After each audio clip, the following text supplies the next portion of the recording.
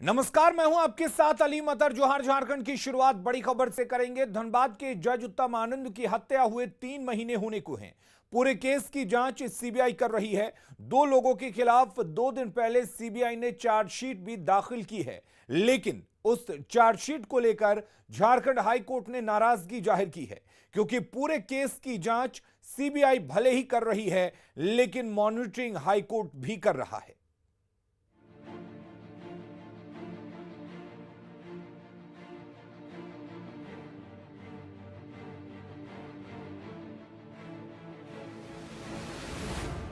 तस्वीरें तकरीबन 2.25 महीने पहले यानी इसी साल 28 जुलाई की है, जब धनबाद में मॉर्निंग वॉक पर निकले जज उत्तम आनंद को एक ऑटो ने जोरदार टक्कर मारी थी और जज उत्तम आनंद की मौत हो गई थी। तस्वीरों से साफ जाहिर होता है कि टक्कर जानबूझकर मारी गई थी। 2 दिन पहले यानी बुधवार को सीबीआई ने इस केस में ऑटो चालक लखन वर्मा और उसके साथी राहुल वर्मा के खिलाफ चार्जशीट दाखिल की थी।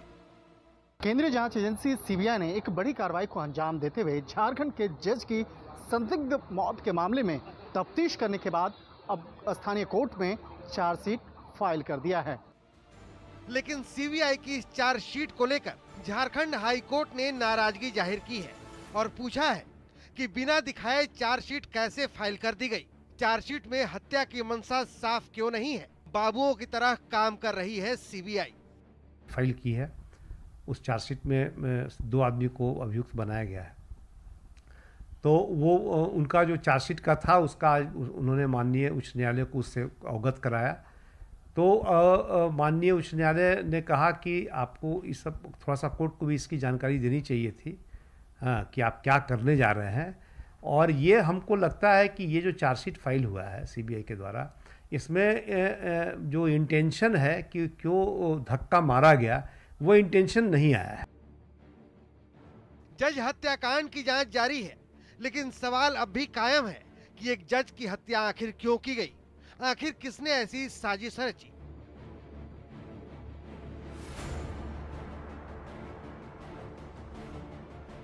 रांची से न्यूज 18 के लिए संजय सिन्हा की रिपोर्ट।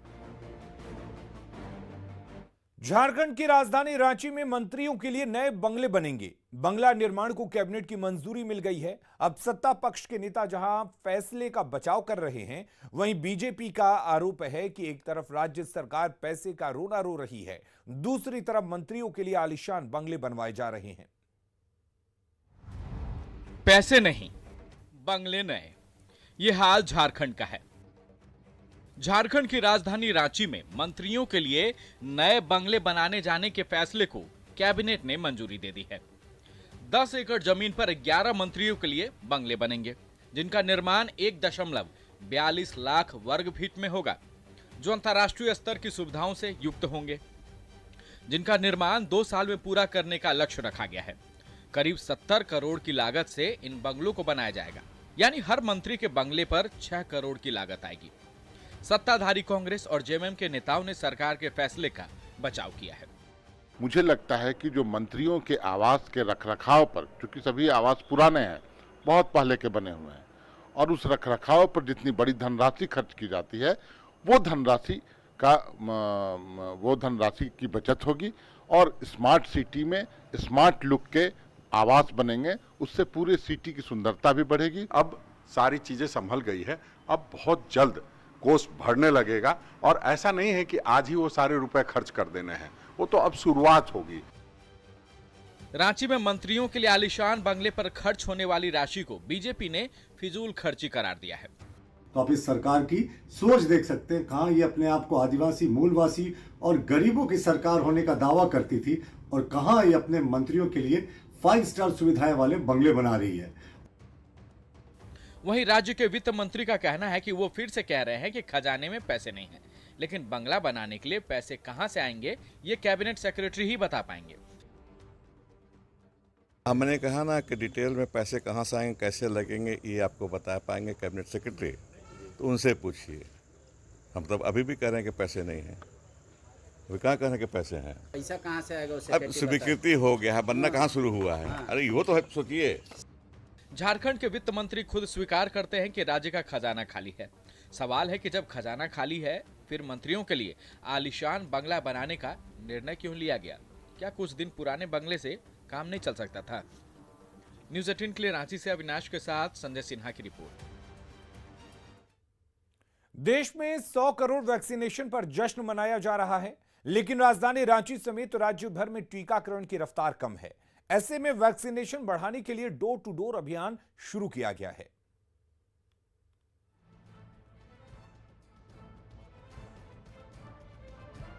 देश में 100 करोड़ वैक्सीनेशन पर जश्न चल रहा है, लेकिन झारखंड की स्थिति थोड़ी डराने वाली है, क्योंकि रांची में सिर्फ 63% लोगों ने ही फर्स्ट डोज लिया है।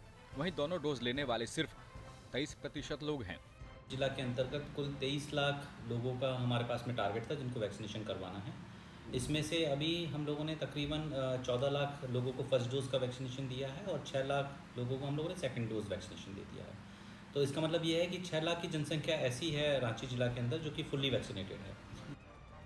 अगर राजधानी रांची की बात करें तो रांची में 23 लाख लोगों का वैक्सीनेशन होना है। अब तक 14 लाख लोगों ने फर्स्ट डोज लिया है, 6 लाख लोगों ने दोनों डोज ले लिया है। 1,09,314 वैसे लोग हैं जिन्होंने पहला डोज लिया है और दूसरे डोज लेने की समय सीमा खत्म हो चुकी है, और ऐसे लोगों की संख्या नामकुम ब्लॉक में सबसे ज्यादा है। वैसे सभी व्यक्ति जो फर्स्ट डोज लिए हैं परंतु सेकंड डोज नहीं लिए, उन सभी का एक प्रोफाइलिंग किया जा रहा है। हर गांव में, हर पंचायत में एक सर्वे किया जा रहा है हमारे हेल्थ वर्कर्स के द्वारा। उसके बाद उन सभी लोगों के लिए एक वैक्सीनेशन स्लिप जो है उनके घर में बांटा जाएगा। यानी टीकाकरण में राजधानी रांची पिछड़ गई है। इतना ही नहीं, लोग दूसरा डोज लेने से बच भी रहे हैं। ऐसे में जिला प्रशासन ने जागरूकता अभियान शुरू किया है। सहिया और बीएलओ घर घर जाकर लोगों को पर्ची थमा रहे हैं और सेकेंड डोज के लिए प्रेरित कर रहे हैं।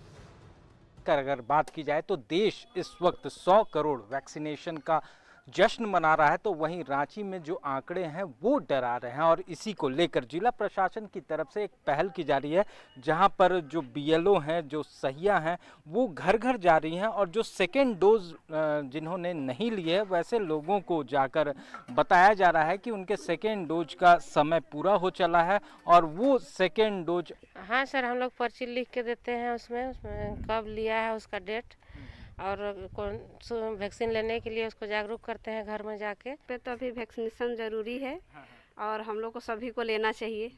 जो नहीं लिए हैं उसको अभी, जितना भी नहीं लिए हैं उसको अभी तक ले लेना चाहिए। झारखंड में शुरू से ही वैक्सीनेशन की रफ्तार थोड़ी सुस्त थी। अब तक राज्य में 1,96,00,000 से ज्यादा डोज टीके के लग चुके हैं, लेकिन इनमें दोनों डोज लेने वालों की संख्या 51 लाख से भी कम है। उम्मीद है कि डोर टू डोर कैंपेन चलाने से कोरोना से लड़ाई में झारखंड की भागीदारी बढ़ेगी। ओम प्रकाश, न्यूज़ 18 रांची। और रुक करेंगे इस वक्त एक बड़ी खबर की। साहिबगंज से बड़ी खबर आ रही है, जहां पर आंखों के ऑपरेशन के बाद रोशनी गायब हो गई है। करीब 12 लोगों के आंख की रोशनी गायब हो गई है। 5 और 7 अक्टूबर को ऑपरेशन हुआ था।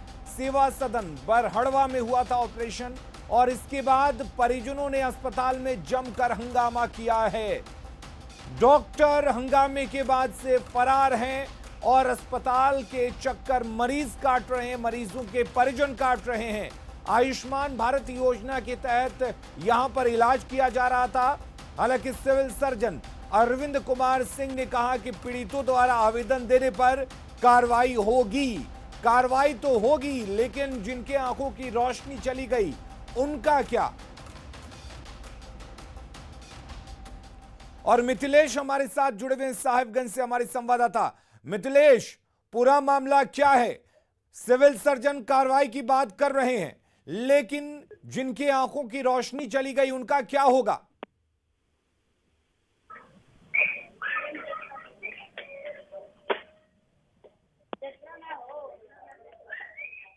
चलिए, मिथिलेश से हम एक बार फिर से जुड़ने की कोशिश करेंगे, लेकिन साहिबगंज से बड़ी खबर आपको बता दें, जहां पर सेवा सदन बरहड़वा में कुछ लोगों की आंखों का ऑपरेशन हुआ था और उसके बाद करीब दर्जन भर लोगों की आंखों की रोशनी चली गई है, जिसके बाद मरीज अस्पताल पहुंचे, उनके परिजन अस्पताल पहुंचे और उसके बाद जमकर हंगामा किया है। 12 लोगों की आंखों की रोशनी गायब हो गई है। 5 और 7 अक्टूबर को ऑपरेशन हुआ था और ऑपरेशन के बाद उनकी आंखों की रोशनी चली गई। सेवा सदन बरहड़वा में यह ऑपरेशन किया गया था। और इस घटना के बाद से परिजन अस्पताल पहुंचे, मरीज अस्पताल पहुंचे, जमकर हंगामा किया है। हालांकि डॉक्टर अस्पताल से गायब हैं, लेकिन सवाल यही है कि आखिर अब उन लोगों का क्या जिनकी आंखों की रोशनी जा चुकी है? क्या बड़ी लापरवाही है और इस बड़ी लापरवाही के लिए क्या कुछ कार्रवाई होगी, ये देखने वाली बात होगी। लेकिन बड़ी खबर और चिंता वाली खबर यह है कि करीब 12 लोगों की आंखों का ऑपरेशन किया जाता है। 5 और 7 अक्टूबर को उनकी आंखों का ऑपरेशन किया जाता है और उसके बाद उनकी आंखों की रोशनी चली जाती है। हमारे साथ मिथिलेश जुड़े हुए हैं। मिथिलेश, अब आंखों की रोशनी जा चुकी है, करीब दर्जन भर लोगों की आंखों की रोशनी जा चुकी है। सिविल सर्जन कार्रवाई की बात करते हैं, लेकिन जिनके आंखों की रोशनी चली गई उनका आखिर क्या होगा? क्या उनकी आंखों की रोशनी लौट आएगी?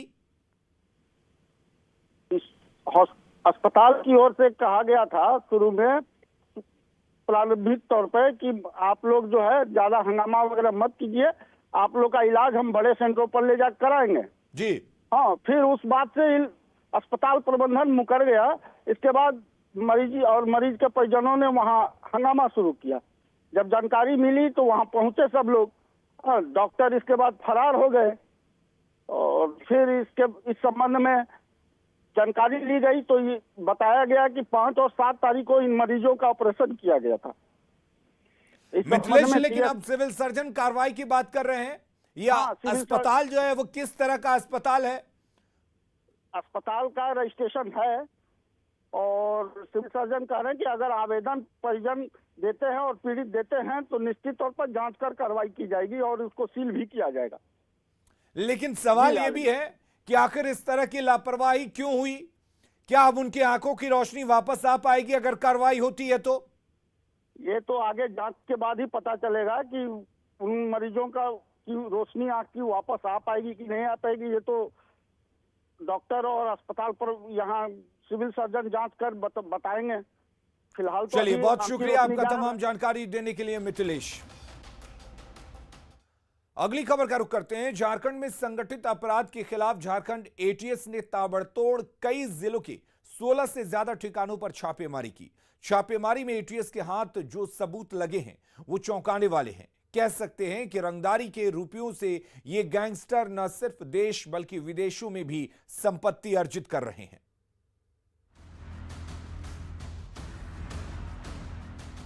कल तक ये खबर सुर्खियों में होती थी कि झारखंड के जेलों में रहकर भी गैंगस्टर अपराध की दुनिया में सक्रिय है।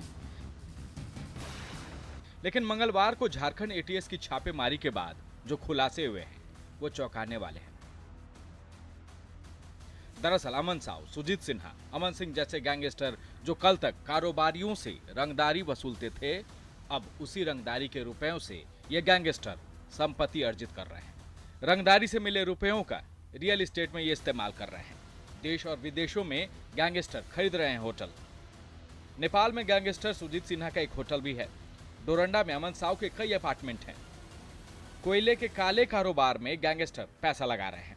रंगदारी के रुपयों से जमीन और अपार्टमेंट खरीद रहे हैं। कई सारी ऐसी संपत्तियों के बारे में जानकारियां हासिल हुई है जो कि अवैध रूप से और जो एक तरीके से दहशत फैलाकर लोगों के द्वारा एक्सटॉर्शन या अन्य माध्यम से कमाई गई है। हालांकि पुलिस ने भी इन कुख्यातों की कमर तोड़ने की ठान ली है। इन अपराधियों के 16 ठिकानों पर एक ही दिन छापा मारकर झारखंड एटीएस प्रहार भी कर रही है। दहशत फैलाकर अर्जित की गई कुख्यातों की इन संपत्तियों को चिन्हित कर जब्त भी किया जा रहा है। हम लोग काम करते हुए प्रॉपर्टी सीज करने का काम करेंगे। निश्चित रूप से आवश्यक है कि जब तक इकोनॉमिक लॉस इनको नहीं होगा तब तक इनके मन में डर जो है या इनको जो नुकसान जो है वो नहीं हो पाता है। एटीएस की कार्रवाई के साथ साथ खबर यह भी है कि जेलों से फोन के जरिए अपराध का साम्राज्य चला रहे अपराधियों को राज्य से बाहर के जेलों में शिफ्ट करने की भी प्रक्रिया पूरी हो गई है। ऐसे जेल में इन अपराधियों को शिफ्ट किया जा सकता है जहां सुरक्षा कड़ी होगी, जहां अपडेटेड जैमर की वजह से कॉल करना नामुमकिन जैसा होगा। ओम प्रकाश के साथ ब्यूरो रिपोर्ट न्यूज़ 18। और अब देखते हैं झारखंड